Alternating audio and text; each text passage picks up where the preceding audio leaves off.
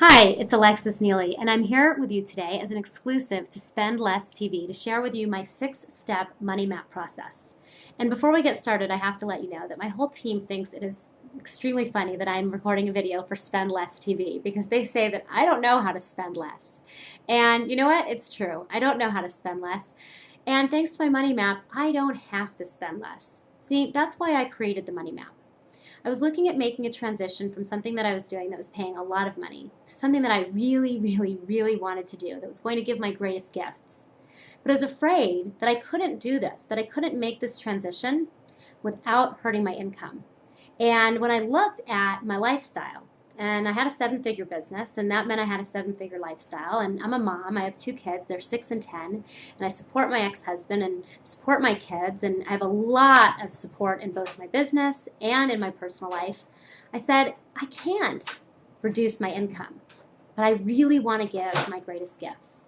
And so I had to create the money map so that I could know that I could do both, so that I could finally have the confidence and the clarity of knowing that I could give my service in the way that was really the way that I wanted to give it, and yet still live the lifestyle that I wanted to live. So if this is the year for you to do that, I want you to go through my 6-step money map system for yourself and have that peace of mind of knowing that you can experience financial freedom without having to worry, without having your business driven by financial fear.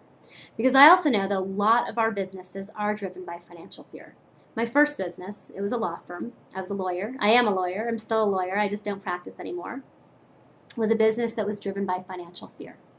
And as a result of this business being driven by financial fear, I ultimately sabotaged it by selling it to someone who, within 6 months, stopped paying the bills and stuck me with a huge amount of debt. And I knew I didn't want that to happen with my second business. I very quickly was able to build my second business into a $1 million business. Once you get there once, it's easy to get there again.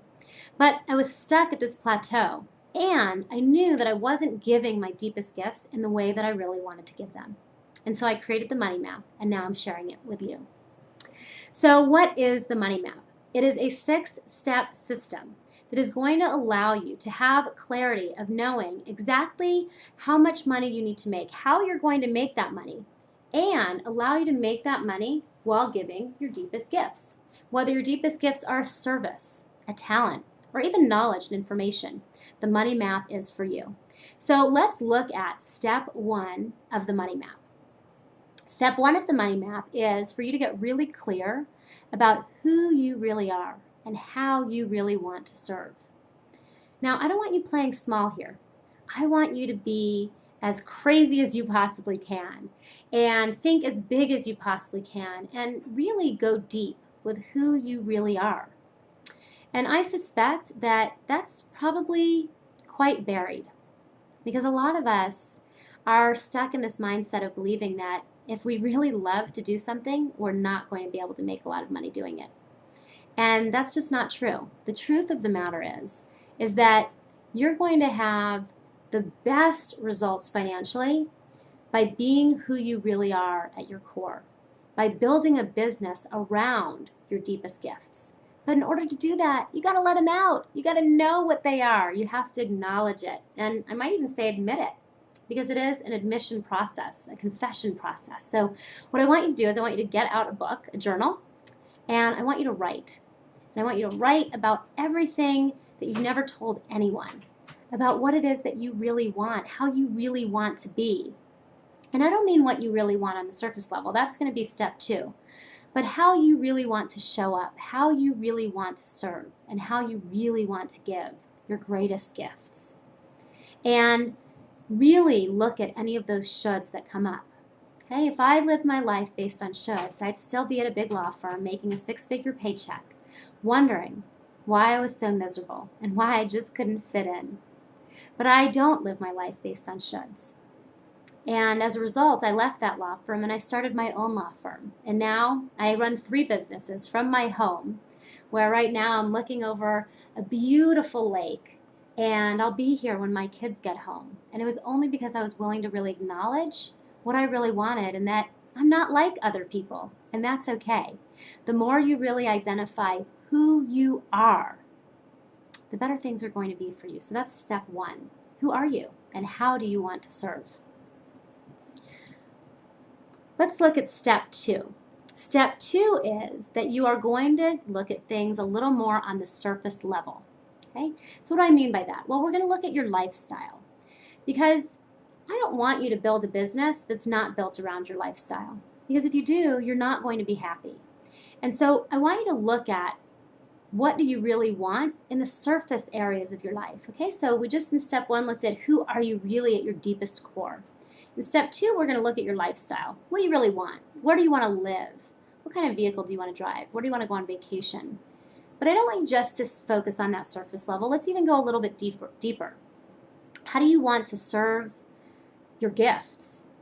How much time do you want to spend working? How much time do you want to spend at a computer? How much time do you want to spend writing copy? How much time do you want to spend on the phone? How much time do you want to spend managing a team? And then let's take it even a deeper level than that. How do you want to give back in your community? How much do you want to be tithing to Spirit? And what you're going to do is look at, I came up with 30 different categories. So you're going to come up with all the categories you possibly can that are focused on your lifestyle, both your personal lifestyle and your business lifestyle. And then you're going to write down what you want in each of those 30 categories. But here's where a lot of people go wrong. We focus only in one level. So let me explain what I mean. So we'll take one very easy thing, like where do you live? So I might say to you, okay, what do you want? What kind of a house do you want? And immediately your mind goes to, well, I want a mansion by the ocean. Or your mind immediately goes to, well, I could get by with a little 2-bedroom, 1-bath, okay? Right there, that's going to identify whether you are a naturally big thinker or a naturally survival thinker, okay?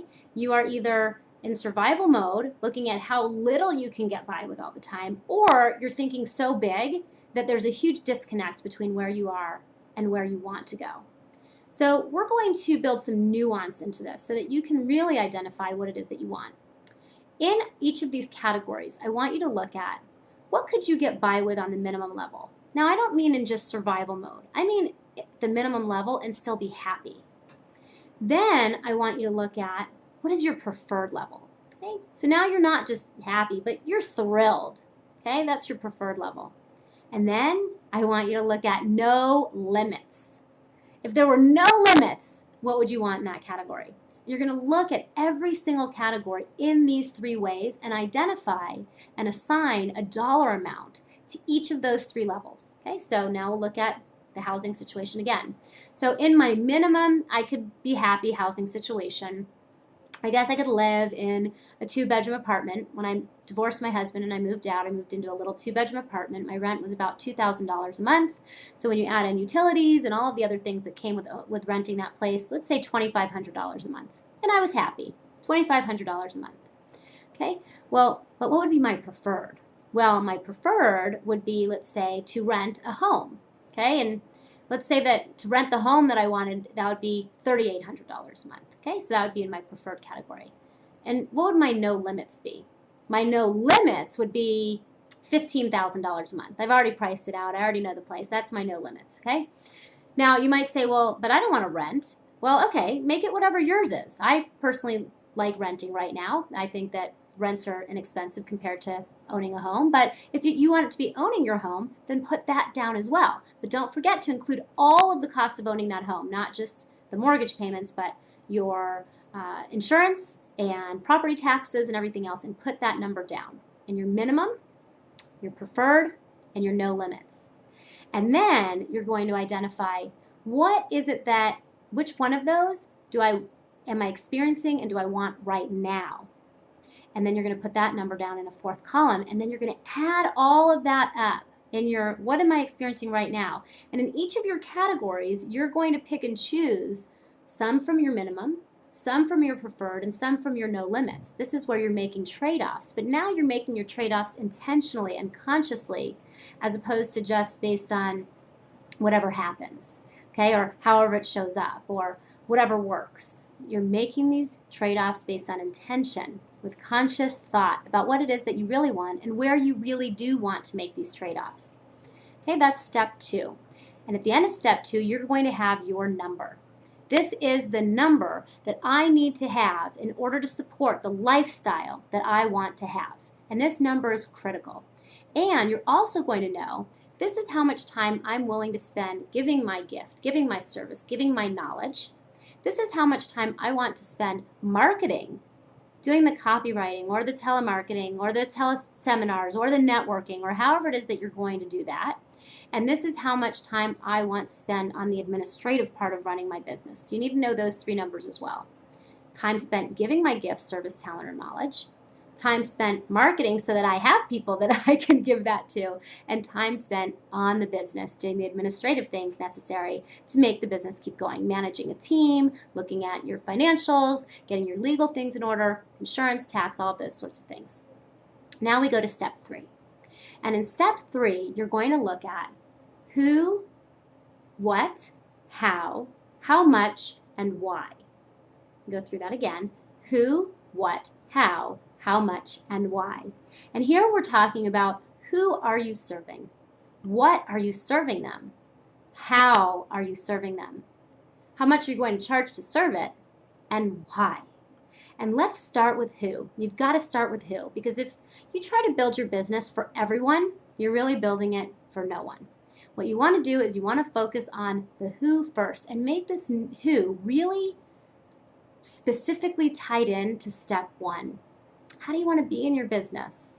Okay, if you want to be able to show up in your business wearing jeans and a t-shirt every day, I'm going to show you what I'm wearing here. Okay, I got my jeans on, I got my t-shirt. A lot of times I'm wearing sweatpants. I actually just put this on because I was going to be recording this video for you. Then you want to serve a who that's okay with that. You don't want to serve a who that expects you to show up in a suit. Okay?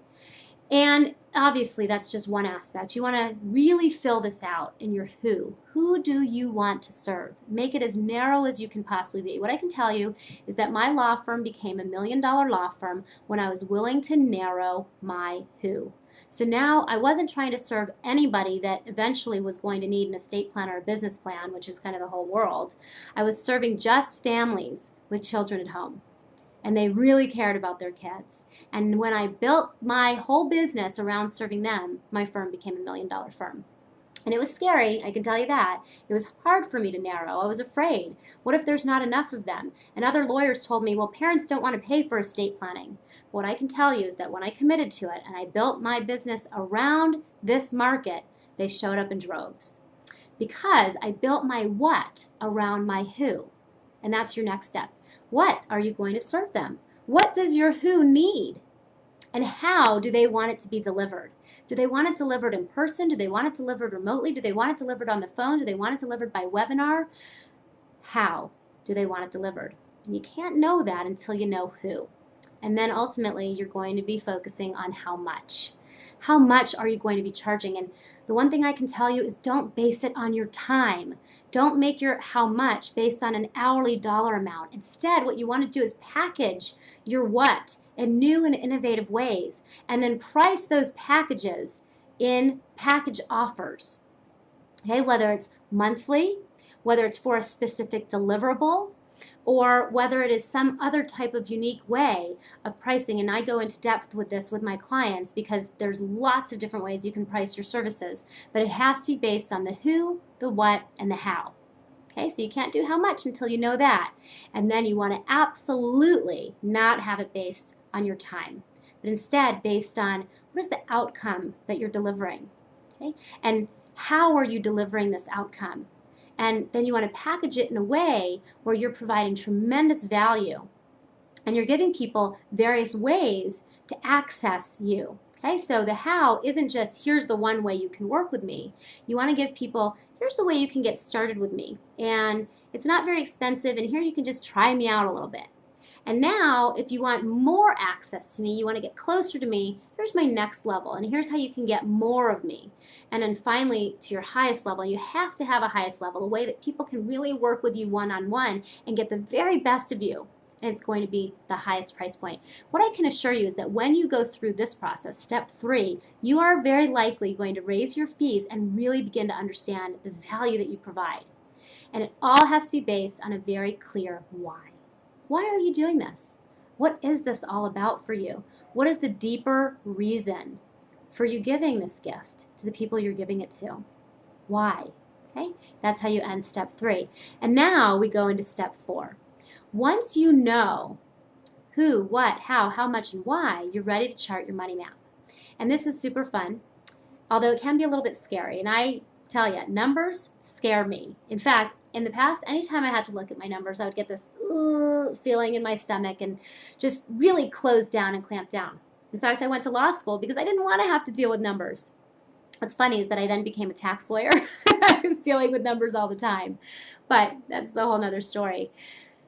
Numbers don't have to be difficult to look at as long as you have a framework to look at them in. Okay, and if you're like many entrepreneurs, the way you look at your numbers is you open your bank account, you see if you have money there, and that's how you're making your spending decisions. That is not the right way. And we've really seen that over the past couple of years, that people who have been looking at their numbers that way have found themselves in a lot of trouble. And I'll tell you, the guy that I sold my law firm to, he didn't have a money map. And that's why he wasn't able to keep it going, and ultimately ended up closing it down and leaving me with a whole bunch of debt because he could not look at his numbers. He didn't have a framework for looking at his numbers. And that's part of the reason why I created this money map as well. It's because I never want to see that happen to anybody else. So your money map is going to be an easy way for you to look at your numbers.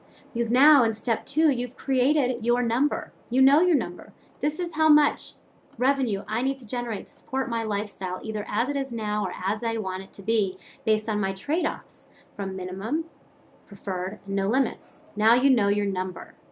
Now you also know from step 3 how much and what you're delivering.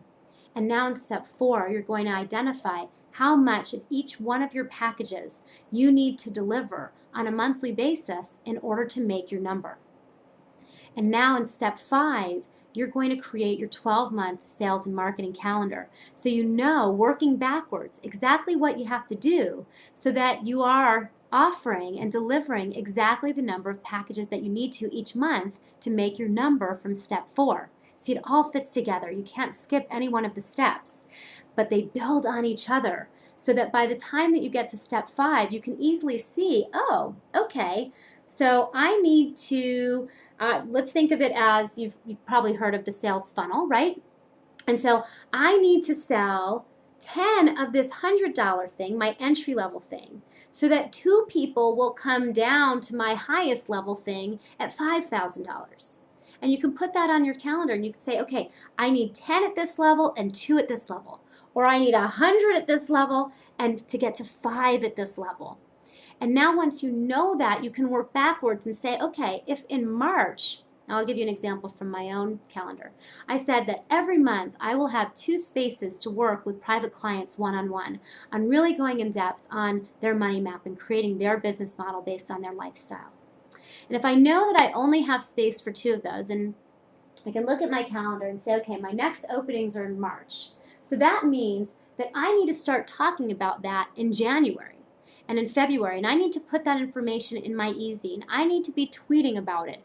I need to be maybe making some calls and talking to some people about it, but I can create my sales and marketing calendar based on that. The other thing that's great about that is that I can really support my lifestyle this way. So I can look at my calendar and say, oh, look, I'm going to be speaking at the Wealthy Thought Leader event, Andrea Lee's event in Vancouver, March 18th through the 20th. Great, that means I need to have childcare lined up. I'm going to be out of town. I need to let my ex-husband know that he needs to be here with the kids.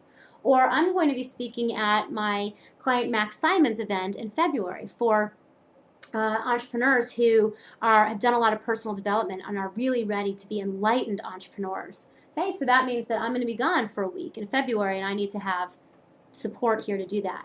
But it also tells me that I don't have to be scrambling each month to know what I'm going to be doing on a sales and marketing basis. It's all planned out. Today I run 3 businesses, and that means that I have 3 separate teams, and I need to be able to tell my teams, here's what we're doing this month, here's what we're doing this month, here's what we're doing this month. Because if they're working based on a last-minute schedule, it makes my life totally insane. As a result of having this 12-month sales and marketing calendar, I'm able to sleep at night. I'm not up at night with my head just spinning, going, oh my God, thinking of all the things that I have to do, because it's all right there.